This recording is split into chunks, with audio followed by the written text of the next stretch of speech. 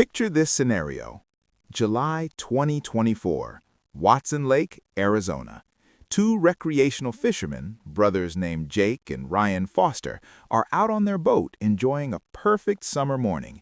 They have invested in a new high-resolution fish finder, one of those modern sonar units that can map the lake bottom in stunning detail. They're scanning for the best fishing spots, looking for underwater structures where bass like to congregate, when something appears on their screen that makes them both lean in closer. At 26 feet below the surface, the sonar is showing something that should not be there. Not a rock formation, not a submerged tree. The shape is too regular, too symmetrical. It looks like wings. It looks like the unmistakable silhouette of an aircraft resting on the lake bottom, preserved in the cold darkness of Watson Lake for longer than either of them has been alive. Within hours, the Yavapai County Sheriff's Department has divers in the water. By that evening, they have confirmed what the sonar suggested. It is a Cessna 172, tail number November 3847 Alpha, sitting upright on the lake bottom, as if it had simply landed there and decided to stay. The aircraft is remarkably intact, protected by the lake's cold water and low oxygen environment. And inside the cockpit, still strapped into the pilot's seat, are human remains that have been there since August 3, 1958. That tail number, when checked against Federal Aviation Administration records, tells a story that has haunted Arizona aviation circles for 66 years. November 3847 Alpha belonged to Matthew Smith, a 34-year-old pilot who took off from Prescott Regional Airport on a clear summer afternoon and simply vanished. Massive search operations found nothing. His wife and two young sons waited for news that never came. And all that time, he was right there, 8 meters below the surface of a lake that thousands of people fish, swim, and boat on every year. If you are captivated by mysteries hidden in plain sight, by answers that come decades too late, then subscribe right now. Hit that button, turn on notifications, because what I am about to share is a story that will change how you see every body of water you pass. By the end of this video, you will understand why this discovery has reopened questions about weather patterns, pilot decision-making, and the cruel randomness of tragedy that can hide evidence for generations. The question is not just how his plane ended up at the bottom of Watson Lake. The question is, why did Matthew Smith, an experienced pilot on a routine flight, end up flying directly over that lake during the most dangerous weather of the summer? Matthew Smith was 34 years old in the summer of 1958, and everything about him spoke of quiet competence. Standing at 5 feet 11 inches tall with a solid athletic build that came from years of outdoor work and weekend hiking in the Arizona high country, Matthew had the kind of steady presence that made people trust him instinctively. His dark brown hair was always neatly cut, though by midday it would be slightly disheveled from running his hands through it while concentrating. He had hazel eyes that seemed to see everything, the kind of observant gaze that missed no detail. His hands were a pilot's hands, strong but careful, with long fingers that moved with practiced precision over controls and instruments. He had a small scar on his left thumb from a childhood accident with a fishing hook, something he had gotten at Watson Lake, ironically enough, back when he was 10 years old and the lake had just been created by damming Granite Creek. Matthew had been born in Prescott in 1924. Growing up in a town that was transitioning from its Wild West past into mid-century modernity, his father owned a hardware store on Whiskey Row, and Matthew had worked there through high school, learning the value of honest work and customer service. But his real passion had always been aviation. As a teenager, he would ride his bicycle out to the small airfield north of town just to watch planes take off and land, dreaming of the day he would be in that cockpit himself. World War II gave him that opportunity. Matthew enlisted in the Army Air Forces in 1942 at 18 and trained as a pilot. He flew transport missions in the Pacific Theater, never saw combat, but logged hundreds of hours in challenging conditions, learning to fly through weather, navigate by instruments, and handle emergencies with cool precision. He returned to Prescott in 1946 with an honorable discharge, a chest full of medals he never displayed, and a pilot's license that would shape the rest of his life. By 1958, Matthew worked as a charter pilot and flight instructor based out of Prescott Regional Airport. He owned his Cessna 172 outright, having purchased it new in 1956 when the model first became available. The 172 was revolutionary at the time, a reliable four-seat aircraft that was perfect for the kind of flying Matthew did: short charter flights to Phoenix or Flagstaff, occasional cargo runs, and flight instruction for students learning to fly. He was known as one of the best instructors in northern Arizona, patient but demanding, never letting students develop bad habits. His typical day started early. Matthew would wake at 5:30 in the morning in the comfortable ranch-style house he and Helen had built on the eastern edge of Prescott, with a view of the mountains that he never tired of. He would make coffee, sit on the back porch watching the sunrise, and mentally review the day's scheduled flights. By 7 o'clock in the morning, he would be at the airport doing pre-flight checks, reviewing weather reports, preparing for whatever the day would bring. Helen Smith had married Matthew in 1948, a romance that bloomed at a community dance where Matthew's quiet charm had won over the vivacious brunette who worked as a nurse at the local hospital. By 1958, they had two sons, Robert, age 8, and James, age 5. The boys adored their father, and Matthew would take them up in the Cessna on weekend mornings, circling over Prescott, pointing out their house, their school, the places that made up their world. Robert was already showing interest in aviation, asking technical questions that delighted his father. What made Matthew special as a pilot? What everyone who flew with him remembered was his caution. He was not reckless. He did not take unnecessary risks. He would cancel flights if weather looked questionable, would turn back if conditions deteriorated, and had a reputation for being almost too conservative in his decision-making. This was a man who understood that getting there safely was more important than getting there quickly. The aviation community in Prescott was small and close-knit. In 1958, maybe 24 regular pilots, mechanics, flight instructors, and airport staff who all knew each other, who looked out for each other, who shared information about weather and conditions and safe routes. Matthew was respected in that community, not just for his skill, but for his willingness to help others. He would give free flight instruction to young people who could not afford lessons. He would volunteer for search and rescue operations when hikers went missing in the mountains. He would stay late at the airport helping mechanics troubleshoot problems on other pilots' aircraft. His Cessna 172, tail number November 3847 Alpha, was his pride and joy.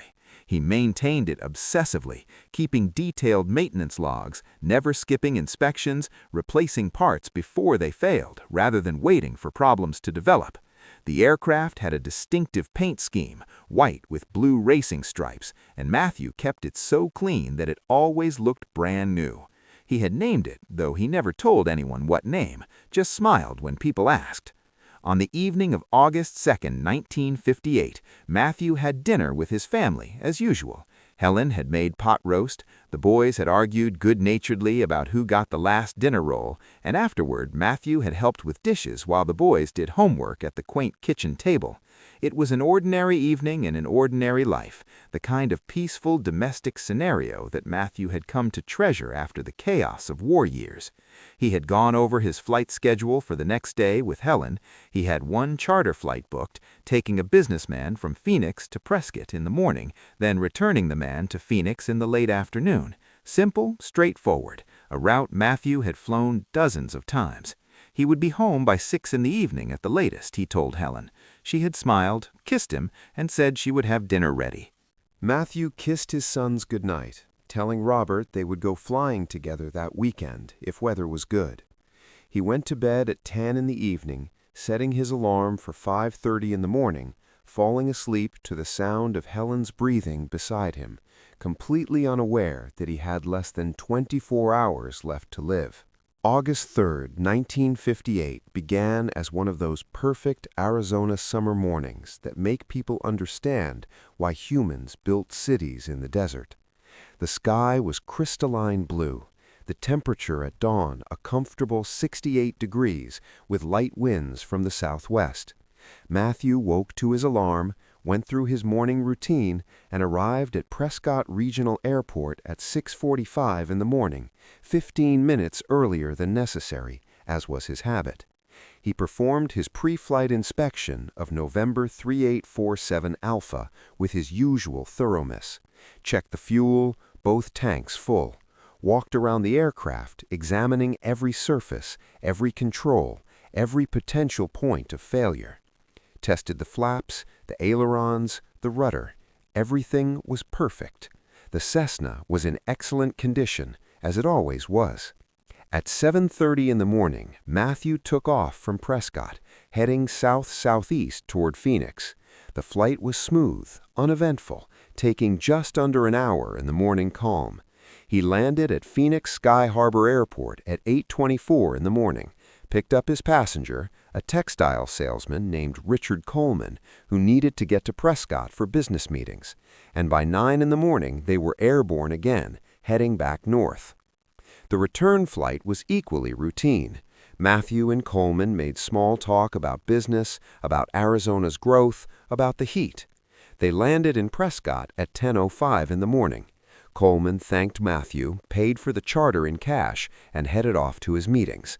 Matthew refueled the Cessna, did a quick post-flight inspection, and settled in to wait for the afternoon return flight.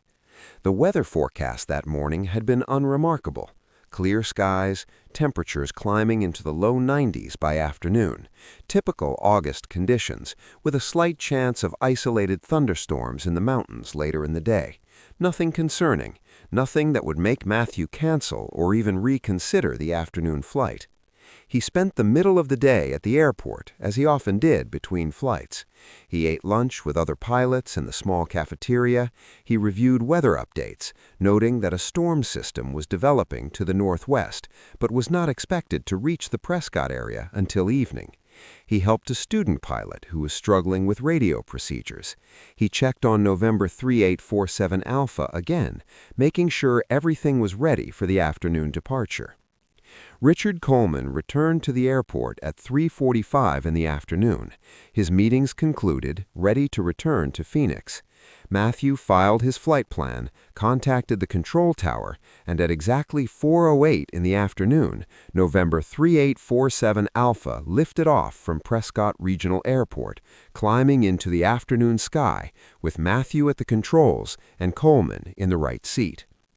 The flight plan called for a direct route to Phoenix, flying south-southeast at an altitude of 7,500 feet, well below the icy Bundy. Scattered clouds that had started forming in the early afternoon. Estimated flight time was 55 minutes.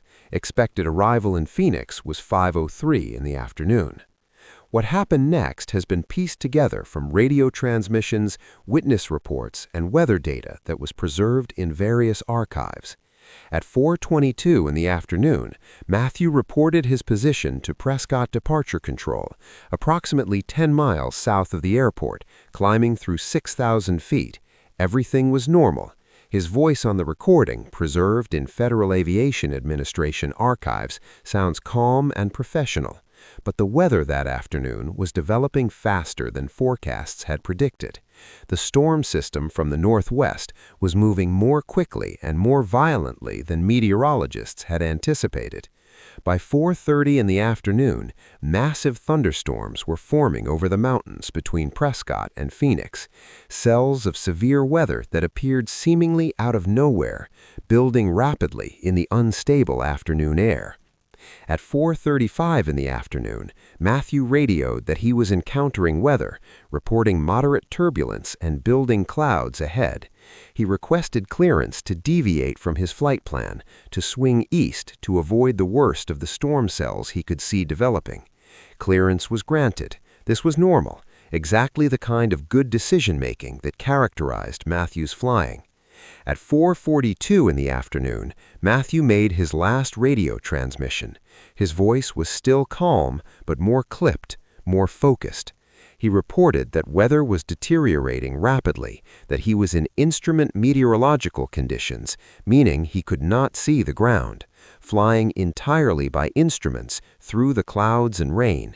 He was diverting further east, he said, trying to get around the storm. He gave his position as approximately 15 miles northeast of Prescott, near Watson Lake area. And then, silence. The next scheduled position report never came. Repeated calls to November 3847 Alpha went unanswered. By 5 in the afternoon, when Matthew should have been landing in Phoenix, air traffic controllers knew something was very wrong. The storm that afternoon was later classified as one of the most severe weather events of the 1958 summer in northern Arizona. Lightning strikes were reported across a wide area. Heavy rain and hail fell in sheets. Wind shear and severe turbulence made flying conditions extraordinarily dangerous. It was the kind of weather that could overwhelm even experienced pilots, the kind of conditions that could tear aircraft apart or force them into the ground. Helen Smith received the phone call at 5:45 in the afternoon. The airport manager, a man named George Patterson, who had known Matthew for years, chose his words carefully. Matthew's flight was overdue. They had lost radio contact. Search operations were being organized, but Helen heard what was not being said. Her husband was missing. The man who had kissed her goodbye that morning might not be coming home. By 6 o'clock in the afternoon, as the storm began to clear, search aircraft were taking off. The Civil Aviation Board, the federal agency that investigated aircraft accidents before the National Transportation Safety Board existed, coordinated the operation. Military aircraft from nearby bases joined civilian pilots in combing the terrain between Prescott and Phoenix, focusing on the area where Matthew had last reported his position. The search continued through the evening into the night, with powerful searchlights scanning the desert and mountains, and resumed at first light on August 4th.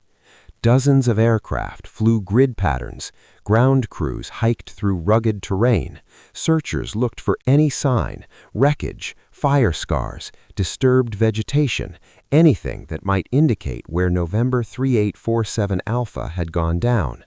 They found nothing.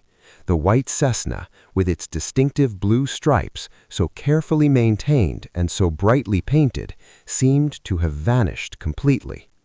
Over the next week, the search area expanded.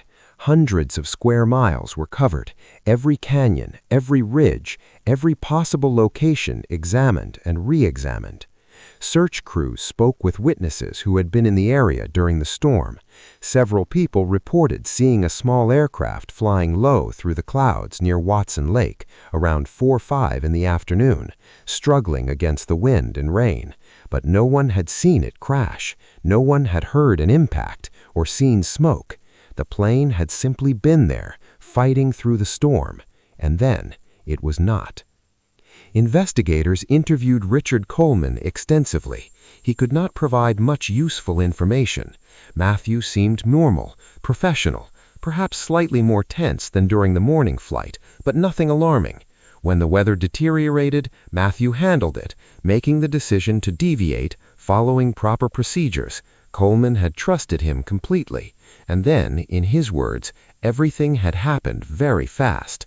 The turbulence, the rain, the sense of the aircraft being tossed around, Matthew's focused attention on keeping them level and under control.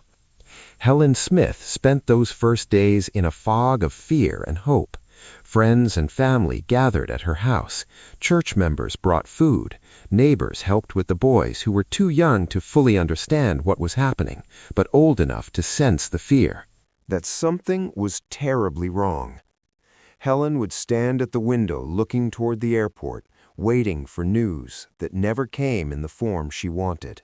By August 15th, 2 weeks after Matthew disappeared, the intensive search was winding down. The Civil Aeronautics Board had covered every reasonable area multiple times. They had found wrecks of other old aircraft, remains of crashes from years earlier, but nothing that belonged to November 3847 Alpha. The conclusion, stated in careful official language, was that Matthew Smith and his passenger had likely crashed in terrain so rugged or remote that the wreckage could not be located with current search technology. Richard Coleman's family held a memorial service in Phoenix.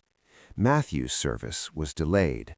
Helen could not bring herself to hold a funeral without a body, without proof, without certainty.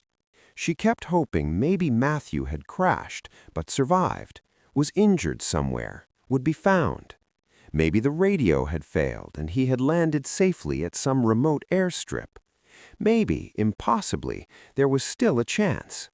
But days became weeks, and weeks became months, and the reality became unavoidable. Matthew Smith was gone.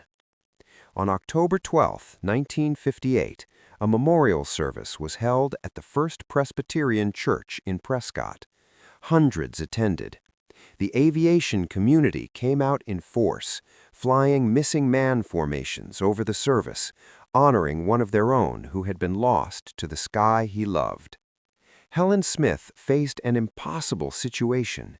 She was 31 years old, with 2 young sons, a mortgage, and a husband who was legally still missing, not deceased, which complicated insurance and benefits. She went back to work as a nurse, relying on family to help with childcare.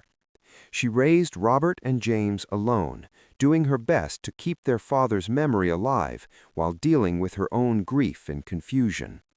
Robert Smith, 8 years old when his father disappeared, grew up with fragments of memory and family stories.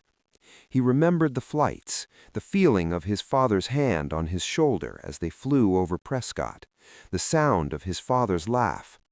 But as years passed, those memories faded, becoming more like dreams than concrete recollections. He grew up, served in Vietnam, became a teacher, had his own family. But he never stopped wondering what happened to his father. James Smith, only 5 when Matthew vanished, had almost no direct memories of his father. What he knew came from photographs, from stories his mother and older brother told, from the legend his father had become in family lore. He became an engineer, built a successful career, lived a good life. But there was always that empty space, that absence of a father he had never really known. The 1960s came and went. Watson Lake became a popular recreational area, developed with boot ramps and picnic facilities. People came from across Arizona to fish, to swim, to enjoy the rare permanent body of water in the high desert. Thousands of people boated over the exact spot where November 3847 Alpha rested on the bottom, completely unaware of what lay beneath them. Theories about Matthew's disappearance evolved over the decades. Some believed he had crashed in the mountains, that wreckage was hidden in some inaccessible canyon or ravine. Others thought he had gone down in the desert, that wreckage had been covered by sand and erosion. A few suggested he might have made it further than anyone thought, that search areas should have been expanded. No one apparently seriously considered that he might be in Watson Lake itself. The lake was not on his flight plan. There was no reason for Matthew to be flying directly over it, and 1958 technology could not search underwater effectively anyway. No sonar, no underwater drones, just limited diving capability in relatively shallow water. Watson Lake's deepest sections, where November 3847 Alpha actually was, exceeded the safe diving depth for the equipment available at the time. Helen Smith lived with uncertainty for 54 years. She never remarried, never stopped wearing her wedding ring, never fully moved on from the August afternoon when her husband flew away and did not return. She stayed in Prescott, working at the hospital until retirement, watching her sons grow up and have families of their own, becoming a grandmother and eventually a great-grandmother. She died in 2012 at age 85, never knowing what happened to Matthew. Her last words to her sons were a request: if they ever found their father, tell him she never stopped loving him. Robert Smith was 74 in 2024, retired from teaching, living in Prescott Valley. James Smith was 71, retired from engineering, living in Phoenix. Neither had stopped hoping for answers, though after 66 years, hope had become a quiet thing, not really expecting resolution. And then, on that July morning in 2024, Jake and Ryan Foster went fishing on Watson Lake with their new sonar equipment. The call from the Yavapai County Sheriff's Department came on July 18, 2024. Robert Smith answered the phone at his home, expecting a routine call, perhaps from a former student or a friend. Instead, he heard words that stopped his heart. "Mr. Smith, we believe we have found your father's aircraft." The discovery process had moved quickly once the sonar had revealed the aircraft's location. The Sheriff's Department had contacted professional diving teams, and within days they had divers down at the site. The Cessna 172 sat upright on the lake bottom at approximately 26 feet of depth in a section of Watson Lake that was deep enough to have prevented casual discovery, but shallow enough for modern diving equipment to access easily. The aircraft was remarkably well preserved. The cold water and lack of oxygen at that depth had prevented the kind of rapid deterioration that occurs in warmer, more oxygen-rich environments. The paint was faded but still visible. The structure was largely intact, and inside the cockpit, still strapped into the pilot's seat, were skeletal remains that would later be confirmed through dental records as Matthew Smith. In the right seat were remains identified as Richard Coleman. The recovery operation took several days. Each piece of the aircraft, each item found inside, was carefully documented before being brought to the surface. The process was treated as both an archaeological dig and a crash investigation, respecting the site as both a grave and a source of evidence. What emerged told the story of Matthew Smith in the heartbreaking clarity. The aircraft showed no signs of mid-air structural failure, no indication that it had been torn apart by turbulence or struck by lightning. Instead, the damage pattern was consistent with a controlled water landing, what is called ditching in aviation terminology. The landing gear was retracted, which is correct procedure for ditching. The flaps were extended, which would slow the aircraft and make a water landing more survivable. The instruments frozen at the moment of submersion told the story. Airspeed low, altitude 0, engine instruments showing the engine was still running at impact. Matthew Smith, fighting through that violent storm on August 3, 1958, had apparently become disoriented or perhaps suffered engine trouble. Finding himself over Watson Lake, possibly unable to navigate away from the storm, he had made the decision to ditch in the water rather than risk a crash landing in the rugged terrain surrounding the lake. It was sound decision-making, the kind of judgment that might have saved their lives under different circumstances. But what Matthew could not have known, what the investigation revealed, was that the storm's downward winds and turbulence had pushed his aircraft lower than he realized. When he ditched into Watson Lake, thinking he was making a controlled emergency landing, the aircraft hit the water with much more force than intended. The impact, while not catastrophic, was hard enough to compromise the cockpit, to stun or injure both men, to flood the cabin before they could escape. The investigation found that both Matthew Smith and Richard Coleman died on impact, or very shortly after, likely from trauma sustained during the ditching or from rapid drowning as the cabin flooded. Their deaths would have been quick. The aircraft, its weight and the force of impact, driving it down, had sunk rapidly to the lake bottom, where it settled into position and remained for 66 years.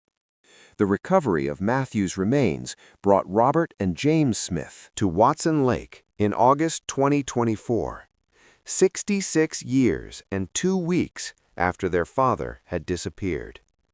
They stood at the water's edge, watching the divers work, seeing their father's aircraft emerge, piece by piece, from the lake that had hidden it for so long.